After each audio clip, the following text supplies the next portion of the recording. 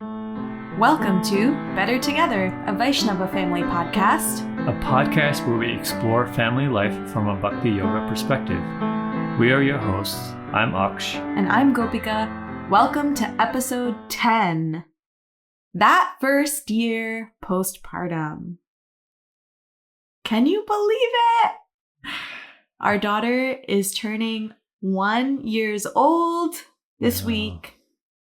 And that 1 year mark really does feel like a moment. Feels like a milestone. Yeah. I thought it would be really nice to just take a moment while we have it to reflect on this year. Yeah. So, what comes up for you hitting this 1 year postpartum mark? Yeah. I would say a mix between a sense of relief. You know, a lot happens in the first year, a lot of growth for the baby, and a lot is happening for the mom. A lot is happening for the family in terms of dynamics. So this is huge. After 1 year, that sort of shift towards things, starting to settle a little bit. And relief that maybe a certain phase is over, but also a little nervous anticipation for the future because as we know, toddlerhood is coming, round 2. Yeah. The next year is probably harder in some ways. So Is it though? Well, depends what you're looking we'll at. See. Yeah. What about you? Similar, definitely a sense of relief because, like you said, that first year is really so intense.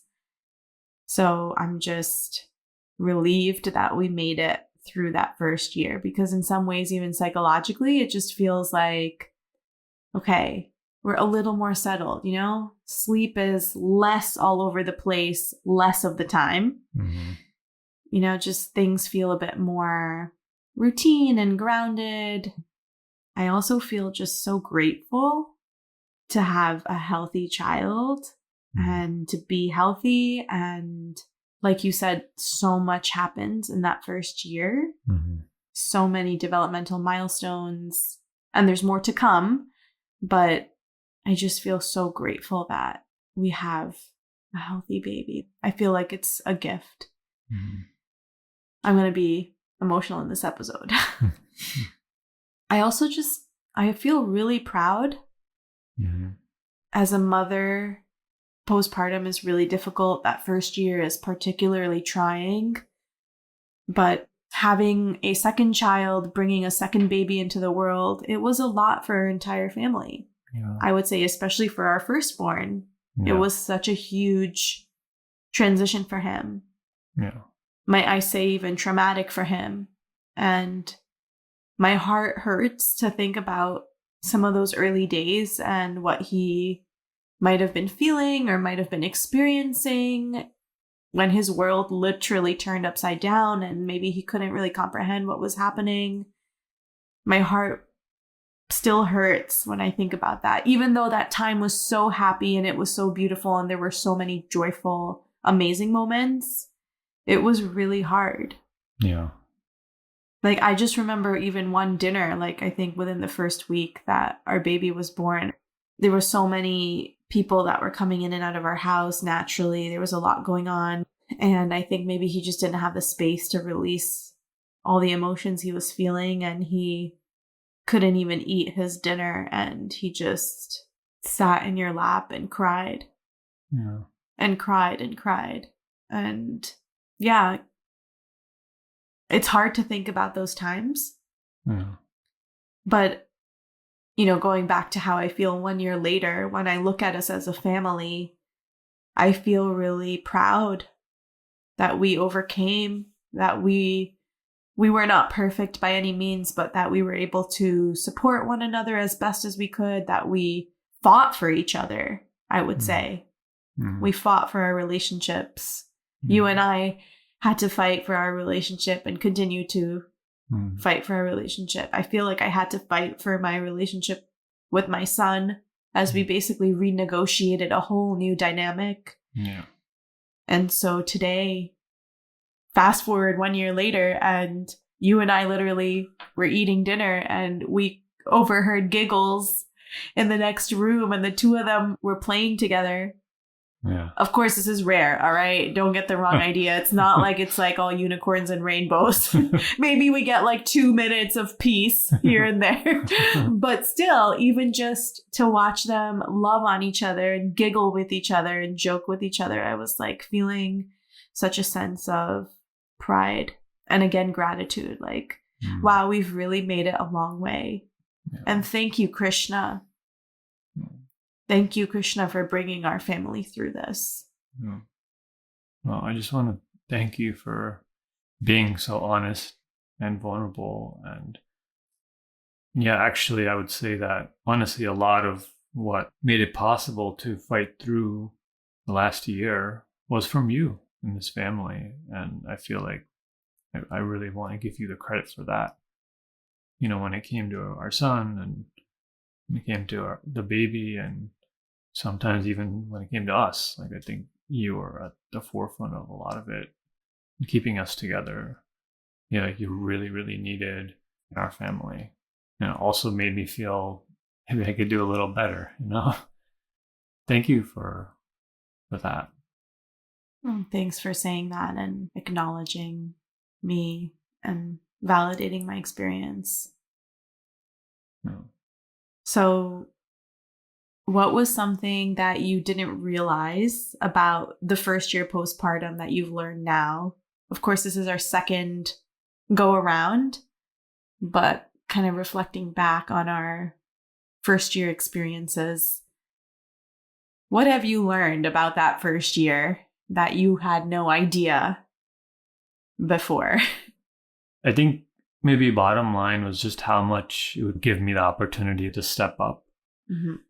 It wasn't that I was not trying to step up before or be involved or anything like that. It just, I wasn't aware of so much of it. On previous podcast we recorded about mental load.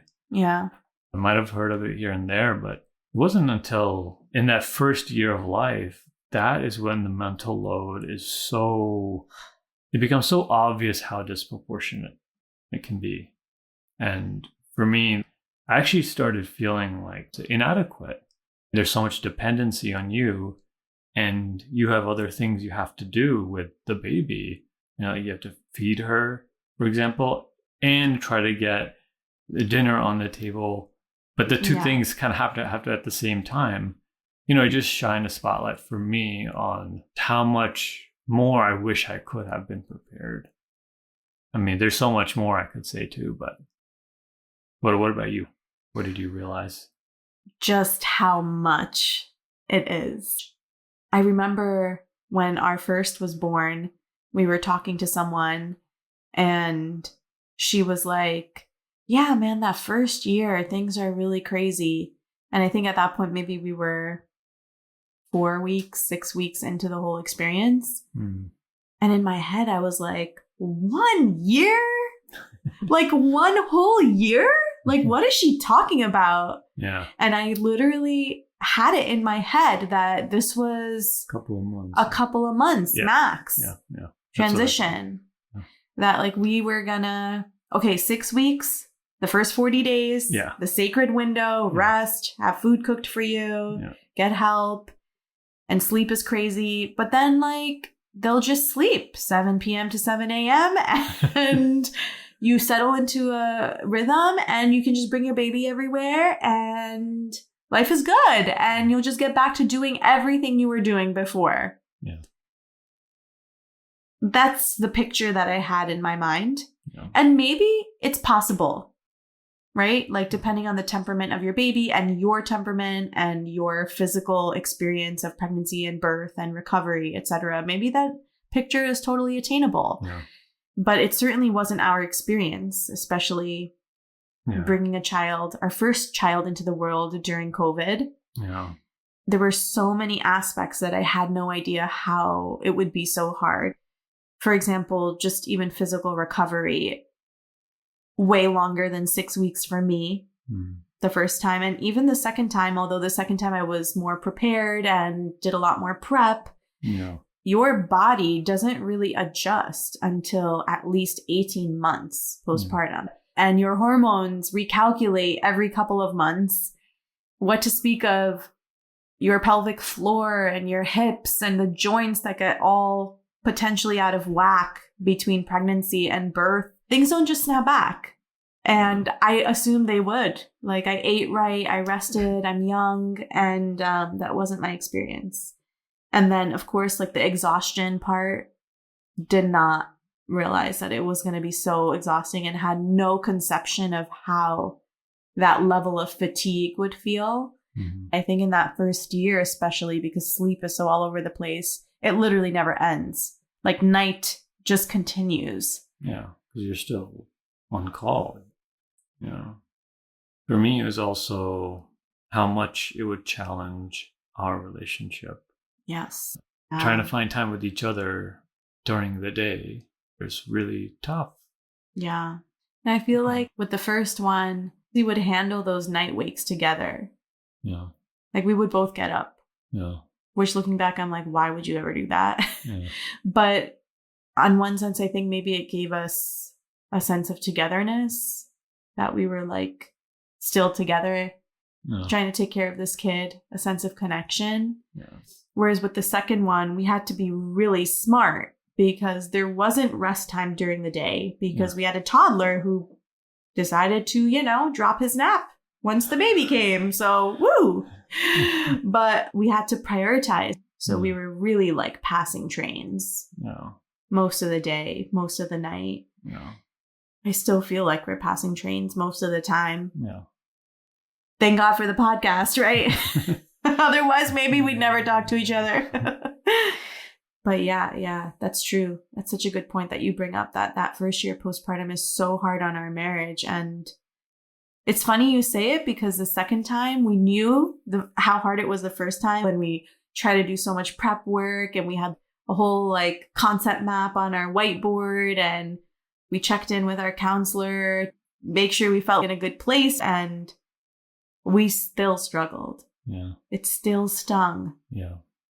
It's just hard. So, what would you go back and tell yourself after living through postpartum twice now? It was like one thing. I would say the village is important. And just realizing that this was never meant to be done alone. Yeah. And speaking of historically, societies and how children were raised, it's always with other family, friends, teachers, other people in your community that are sharing in that load in some way. The unfortunate part of living in Western society and then the added challenge of being two parents on your own, for the most part, that it becomes very taxing to the household. So if you're saying that the village can feel impractical for many, given the way we live our lives now, we are all kind of in single family homes. I guess knowing that reality, what would you tell yourself in terms of how to overcome this challenge that finding the village is hard? Well, part of it is like acceptance that you might not be able to have it all. Like let's just, for example, we really value keeping our house clean as much as we can. With two kids, that's sometimes pretty challenging to keep up with. And oh, you mean it's easy when your toddler just takes random items from any room and puts them in random places in any other room? Like you find laundry in the bathtub. You mean it's easy? now that our second one is almost turning one and walking around and picking stuff up, it's wild. There's stuff everywhere. Crazy. So yeah, just I think it's tough because it means honestly just accepting that things aren't always going to be the way we like them. Yeah. And that between all of our needs as individuals, our needs for connection, our needs for career and our needs for family time and a clean house and freshly cooked meals. It creates a bit of a pressure, to be honest. But it's not something I feel like I can do better in, is actually letting go. Yeah. Yeah, I wrote the same. If I could tell myself one thing, well, I actually wrote two things, but the first thing was this idea of grace and time. Exactly what you were saying. You can't have it all. Things will have to slide through the cracks, and it's okay. And with time, you will have the space to pick up things again, slowly, slowly, slowly. But it just takes time. And the second thing I wrote was change your mindset. And I guess I would be talking to myself. I'm still working on changing my mindset about snapping back. For me, I don't ever see myself snapping back. Yeah. Maybe for some women, they do feel that ability that they could snap back and feel very back to their life. But for me, I don't feel like I even have capacity to go back. I feel like a completely different person. Scientifically, of course, there's so much research now on the postpartum and pregnant brain that shows how much rewiring happens and how priorities shift. Literally, almost similar to adolescence, like this phase is actually called matrescence, where it's the same level of angst of finding yourself as a new person. So rather than trying to go back and force my new situation with this kid into the old way I used to be, the old way I used to be with my friends, the old way I used to interact with my job, really taking the time to learn my new self and figure out how I'm going to move forward with Gopika now. Who is Gopika now? Yeah. You know, what am I okay with in my life? What are my priorities in my life? How do things make me feel? You know, and not abandoning my new self because I just feel like I want to go back. So I feel that's been really important for me and deep for me. Postpartum is forever, like they say, right? I think the change is bigger for you than it is for me. But I do remember struggling with this also in my own way, just constantly feeling like, okay, when we get to this month mark or this year mark, I can start going back to what I was doing more myself and doing my thing. But it just hasn't happened yet. Yeah. and it might. It might, but I don't think it's ever going to be that. I think it's going to be something new. And I think that's actually beautiful. You've discovered something else. Yeah. Entirely. And not to say that you shouldn't pick up things that perhaps you put on pause before the baby. Yeah. I don't feel like I'm saying like, don't go back to anything, but I think it's just like. But you're going back to it in a new context. Yes. Right? You are a new person. Yeah. Right. And accepting that you're a new person and being okay with that. If I have something that I really like to do, I now have to fit that in my life as a parent. Yeah. And I can't like just divorce myself being a parent to go do that. Yeah. There's things that I might do that I really enjoy that now might be enhanced by being a parent. Like what? Well, we teach a high school group at the temple. And, we were teaching beforehand as well. But for me, like now doing it after the fact and coming to this phase of our older child's life where he's questioning things and really thinking more deeply about stuff that is actually making me appreciate the service we do more and valuing it. And what I realized through that and all the work that went into that is it's also going the other way, enhancing, I feel, our ability to support him and parent. So true. So something that I might have thought is, that's our thing separate from the kids. Yes. It just is not. It's in this now new context. Yeah. But it's even better in this new context. That's what I'm trying to say. Yeah. I hear what you're saying there. So my last question here is, in what ways has that first year postpartum changed or affected your relationship with God, with your bhakti practice? Yeah, it's just been really humbling, especially the first year of life and also becoming a parent. I was thinking about myself mostly, and that thinking about somebody else, that shift is very humbling. I'd like to have a relationship with Krishna where I am thinking about him more than what I want. And that is, in one sense, the ultimate aspiration of the devotees, that it can be absorbed in service to others and ultimately service to God. Are you saying, though, that you didn't have this aspiration before kids? No, I had the aspiration, but the experience of it in practical terms became more real for me. Like, just to get a little taste of it, to be in that position of servant, because I wasn't really pushed to that, point until I was a parent. Yeah, then the other thing that comes up for me is really trying to focus more on quality over quantity in terms of spiritual practice. It's been a struggle to have quantity because of time, but really trying to get at more of the quality. And I would even take it as not just spiritual practice, but in general approach to spiritual connection. Because beforehand,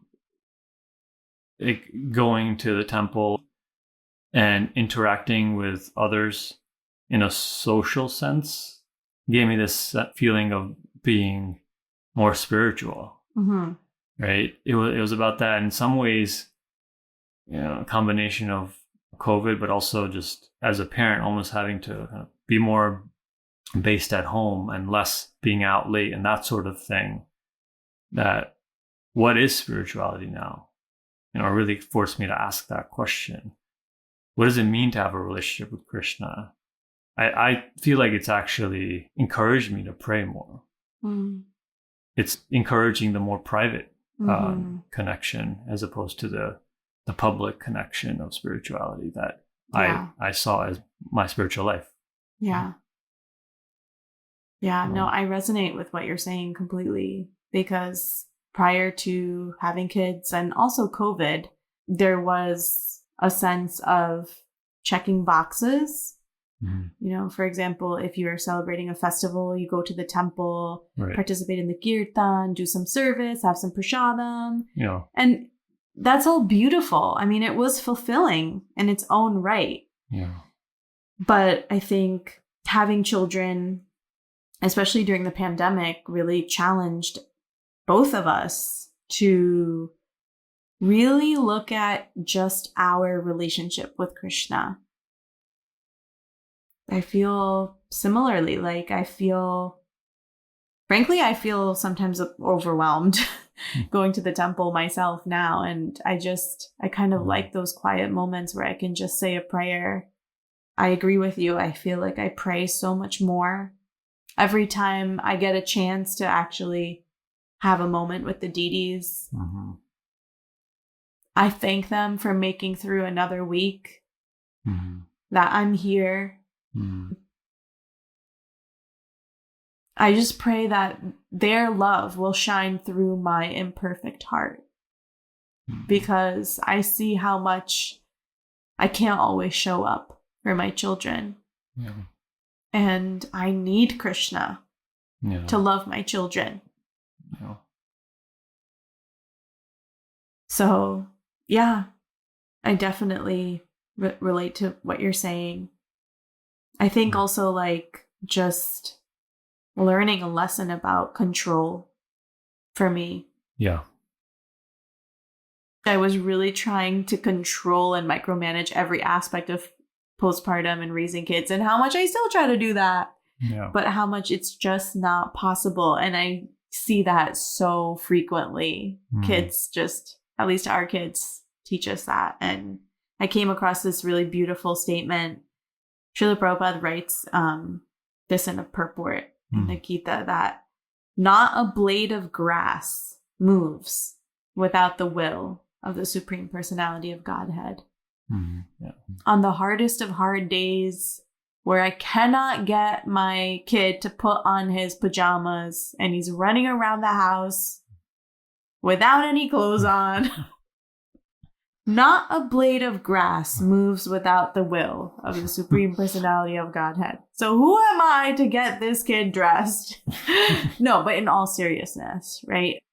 As much as we are important as parents, these children are still very much in the hands of our Lord. And so, again, really praying for them, Yeah. Any last thoughts? Yeah, just that, I don't know, maybe part of our reflections was that it's quite stormy, but I think it is also quite beautiful because it's a very special time.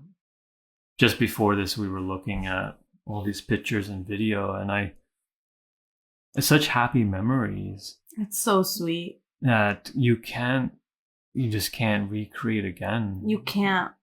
It's so special. It's so sweet. Yeah, like looking at the phone and you can't hold that baby again. You can't hear those. Yes, you can hear the giggles in the video, but you can't experience the giggles live in the same way and what that does to your heart and how it makes it flutter when your baby laughs or when your toddler makes a joke. Like, it's just, yeah, you're right. We were a bit doom and gloom. Yeah. But it has been also really amazing. I'm so grateful. I'm grateful to be on this journey with you. Wouldn't do it with anybody else. Thank you for being such a bedrock for us. And thank you for sticking with me through all the ups and the downs that were really intense. Yeah. This whole experience. I appreciate your patience with me. I feel like I haven't always been the best version of myself. So I'm grateful that you are here and you've stuck by my side. Yeah. I'm grateful to have the opportunity to serve our family. As cliche as that sounds, but it's been such a growing experience and just opened my eyes to reality. Obviously seeing you and what you've gone through also makes me aware of what so many women have gone through. Yeah. Which more or less is taken for granted. Yeah. And let's not open that can of worms. All right. With that, maybe we should end the episode. Yeah. Here's to 1 year postpartum. We made it. And here's to many more happy years. Thanks for listening, everybody. Yes, if you're listening and you are also a parent, we'd love to hear your reflections on that first year postpartum. Please feel free to reach out. We'd love to hear from you. And with that, we'll see you on the next episode. Hare Krishna, everybody. Hare Krishna.